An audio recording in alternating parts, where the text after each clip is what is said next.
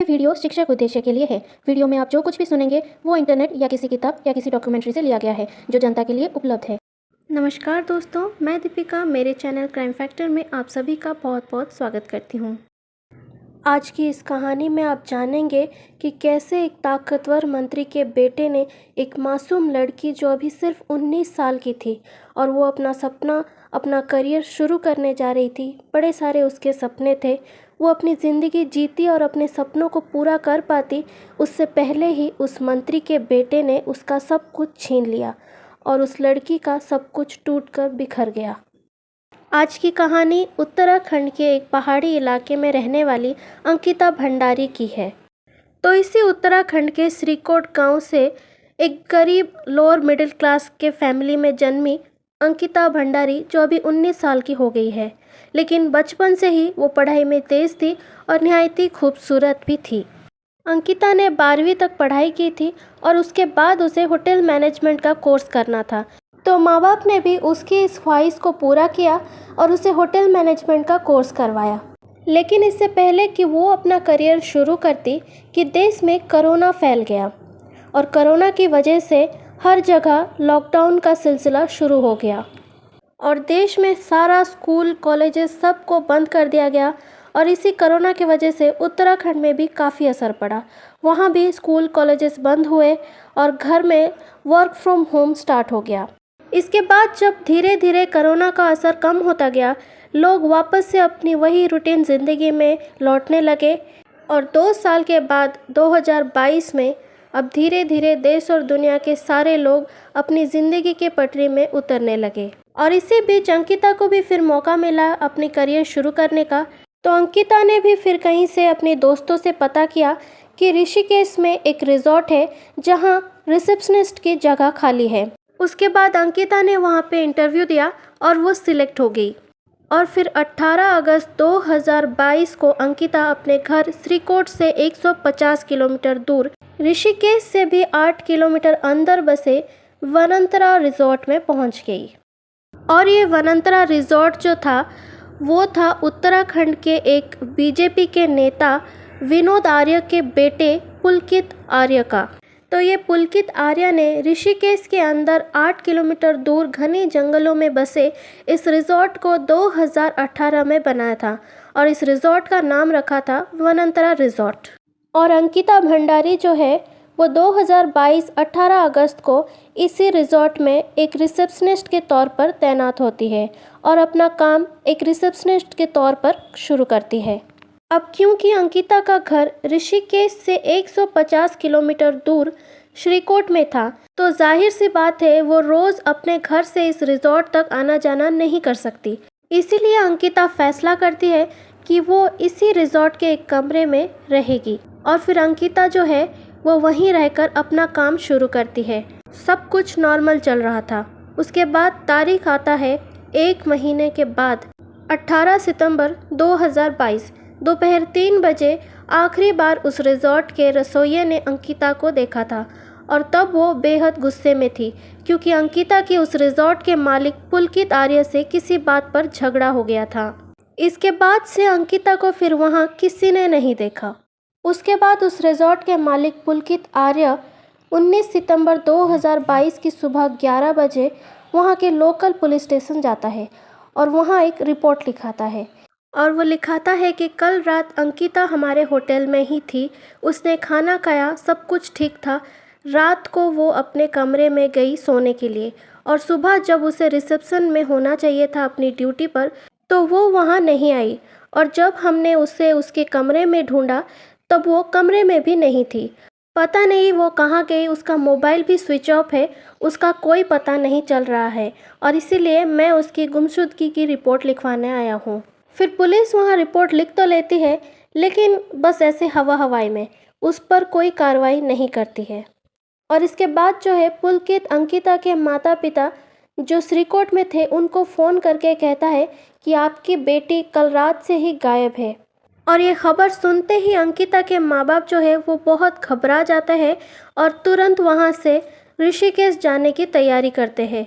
लेकिन उत्तराखंड की ये प्रॉब्लम है कि वहाँ पर सही टाइम पर बसें नहीं मिलती है वहाँ पर लोगों के आने जाने का बहुत दिक्कत होता है और अंकिता के माँ बाप को भी इसी पब्लिक ट्रांसपोर्ट का दिक्कत का सामना करना पड़ा। फिर वो मिसिंग रिपोर्ट लिखवाने के एक दिन बाद यानी कि 21 तारीख 2022 सितंबर को अंकिता के माँ बाप ऋषिकेश पहुँच जाते हैं। वहाँ पहुँचने के बाद पुलकित उन्हें वापस से वही सारी कहानियाँ सुनाता है। इसके बाद फिर वो लोग भी उसी पुलिस स्टेशन पहुँचते हैं जहाँ पुलकित ने 19 तारीख को रिपोर्ट लिखवाई थी और मिसिंग रिपोर्ट लिखवाने के 2 दिन बाद भी यहाँ पर कोई कार्रवाई नहीं हुई। इसीलिए अंकिता के माँ बाप 21 तारीख को वापस से अंकिता की मिसिंग रिपोर्ट लिखवाते हैं। लेकिन इत्तेफाक से तभी अंकिता के माँ बाप के फ़ोन पर एक कॉल आता है और वो कॉल किया था अंकिता के एक करीबी दोस्त ने जो जम्मू में रहता था।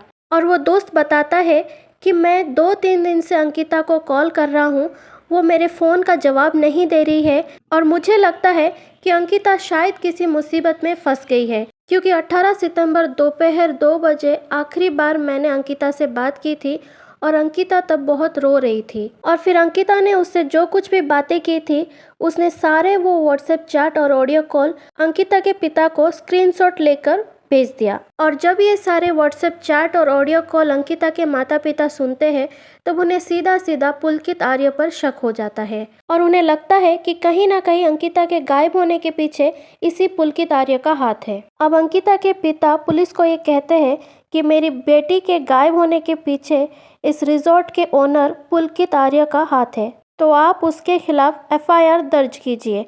लेकिन पुलिस वाले इतने बड़े नेता के बेटे के खिलाफ एफआईआर दर्ज नहीं करना चाहते थे और अंकिता के माँ बाप और भाई वहीं पुलिस स्टेशन के बाहर 4 घंटे तक खड़े रहे, लेकिन उन्हें पुलिस वालों ने पूछा तक नहीं। और जब ये खबर लोगों के जरिए उत्तराखंड में फैलने लगी तब वहाँ के बीजेपी के नेता विनोद आर्य तक ये बात पहुँच गई और अपने बेटे के खिलाफ एफआईआर दर्ज होने की बात सुनकर विनोद आर्य पुलिस स्टेशन पहुंच गए। जैसे ही वो पुलिस स्टेशन पहुंचे तब पुलिस वाले उनकी आवभगत करने लगे।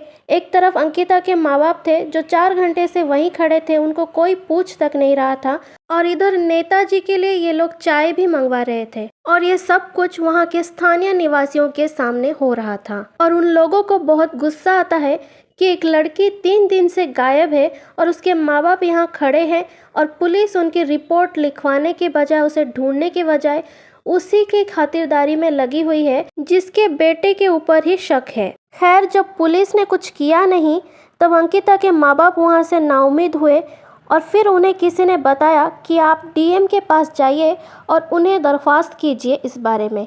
और उसके बाद अंकिता के माँ बाप वहाँ के डीएम साहब के पास पहुँचे और उन्हें सारी कहानियाँ बताई और उन्हें ये भी बताया कि हमारी बेटी के गायब होने के पीछे बीजेपी के नेता विनोद आर्य के बेटे पुलकित आर्य का हाथ है और पुलिस इस पर कोई कार्रवाई, कोई रिपोर्ट नहीं लिख रही है।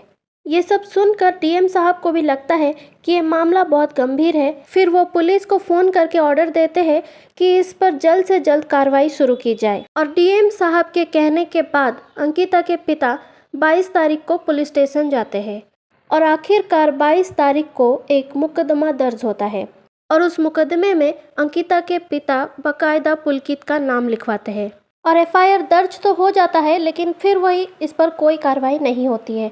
और इधर सोशल मीडिया भी एक्टिव होती है और फिर तारीख आ जाती है 23 सितंबर की और फिर ये मामला उठा और सोशल मीडिया और कुछ नेशनल मीडिया के ज़रिए जब इस बारे में हंगामा हुआ तब उत्तराखंड के पुलिस को मजबूरन पुलकित आर्य को अंकिता के गुमशुदगी के पीछे हाथ होने के इल्ज़ाम में गिरफ्तार करना पड़ा।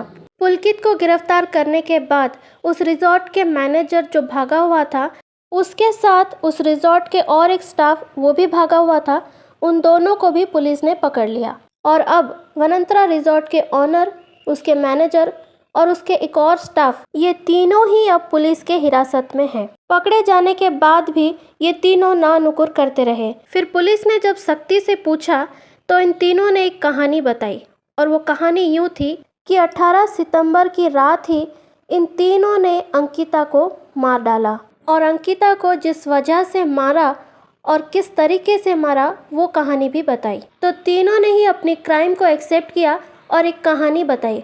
वो कहानी यूँ थी कि अंकिता और पुलकित की किसी बात पर झगड़ा हो गया था और अंकिता का मूड सही करने के लिए पुलकित ने अंकिता से कहा कि चलो तुम्हें ऋषिकेश घुमा के लाते हैं। इसके बाद फिर अंकिता और पुलकित दोनों स्कूटी में निकले और उन दोनों के साथ उस रिजॉर्ट के मैनेजर और एक और स्टाफ भी उनके साथ बाइक पे निकले और ये 4 लोग एक स्कूटी और एक बाइक के जरिए ऋषिकेश के चीला बैराज नाम के एक जगह पर पहुंच गए। वहां जाने के बाद पुलकित और उसके ये दोनों साथी, मैनेजर और एक स्टाफ, ये तीनों मिलकर शराब पीने लगते हैं और फिर धीरे धीरे अंधेरा हो जाता है और तब फिर इन तीनों की अंकिता से किसी बात पर झगड़ा होता है और उस वक्त ये लोग उसी बैराज के पास ही थे।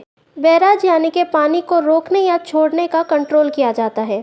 तो ये लोग उस वक्त वहीं पर थे और नशे में होने के कारण झगड़ा होने पर ये लोग अंकिता को वहीं पर धक्का दे देते हैं और अंकिता पानी में गिर जाती है। अंकिता के पानी में गिरने के बाद ये तीनों वहां से चले जाते हैं। ये तीनों पलट कर भी नहीं देखते हैं कि अंकिता जिंदा है या मर गई। और पुलकित ने ये भी कहा कि उस पर कहीं शक न हो, इसीलिए वो अगली सुबह जाकर पुलिस में खुद ही अंकिता की मिसिंग रिपोर्ट लिखवाता है। जब पुलिस को कहानी पता चला कि बैराज में उसे फेंक दिया है, तब पुलिस ने वहां पर तमाम गोताखोरों और डाइवर्स को भेज दिया अंकिता की डेड बॉडी को ढूंढने के लिए। कई राउंड तलाश करने के बाद आखिरकार 24 सितंबर को, जहां पर उन लोगों ने उसे धक्का दिया था, उससे करीब 8 किलोमीटर दूर चीला पावर हाउस के पास एक लड़की की लाश मिलती है। और अब अंकिता के माँ बाप को बुलाया गया और उन्होंने इस लाश की शिनाख्त की अपनी बेटी अंकिता के तौर पर। और इन 5 से 6 दिनों के अंदर ये लाश नामालूम कहाँ चली जाती बहकर, लेकिन ऐसा नहीं हुआ क्योंकि ये लाश कहीं फंस गई थी और पानी के बांध को भी रोका गया। इस वजह से ये लाश 8 किलोमीटर के दायरे में मिल गई।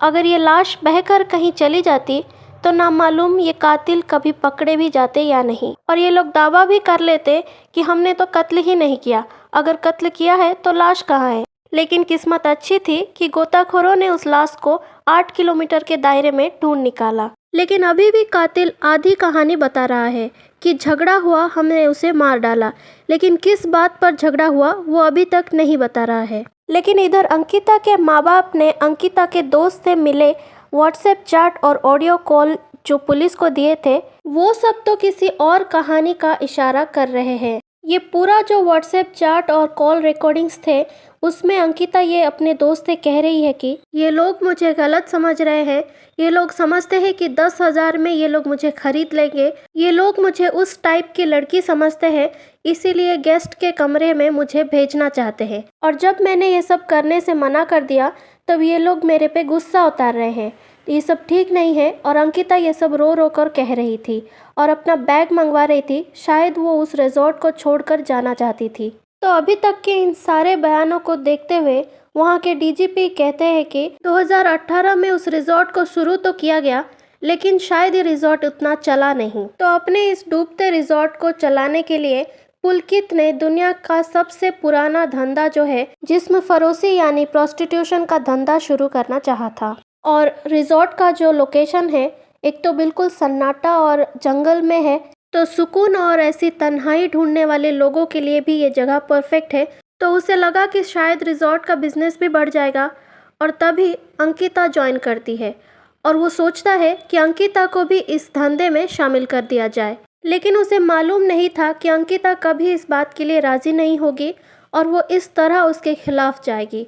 तो उसे ये डर सताने लगा कि कहीं ये अंकिता बाहर जाके किसी को ये बता ना दे कि इस रिजॉर्ट में क्या क्या काम होता है। और इसी वजह से नेताजी के बेटे पुलकित आर्य ने अंकिता को अपने रास्ते से हटा दिया। अब अंकिता की लाश मिली, अंकिता के कातिल भी मिले और ये कहानी भी मिली। तो उत्तराखंड के पुलिस को इस केस के बारे में तफ्तीश करनी थी, लेकिन उससे पहले ही ये लोग बुलडोजर लगाकर उस रिजॉर्ट को तुड़वा देते हैं और ये सफाई देते हैं कि ये रिजॉर्ट इल्लीगली बना था, जबकि इतना बड़ा बिल्डिंग 4 साल से वहाँ पर खड़ी थी और पुलिस को ये तक नहीं मालूम था कि वो इल्लीगल था। और अचानक ये केस खुलने के बाद उनको मालूम चलता है और पुलिस वाले आनन फानन में उस बिल्डिंग को गिरा देते हैं, जबकि ये मालूम था कि वहाँ पर प्रोस्टिट्यूशन का धंधा करवा जा रहा था। तो वहाँ पर बहुत से इम्पोर्टेंट एविडेंस मिल सकते थे। और तो और एक बार भी फॉरेंसिक टीम को भी वहाँ पर नहीं भेजा गया जांच करने के लिए।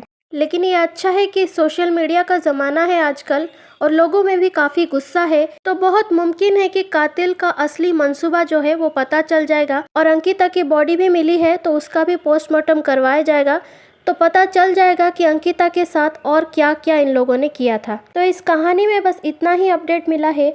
आगे जो कुछ भी होगा वो मैं आपको एक और वीडियो में बताऊंगी।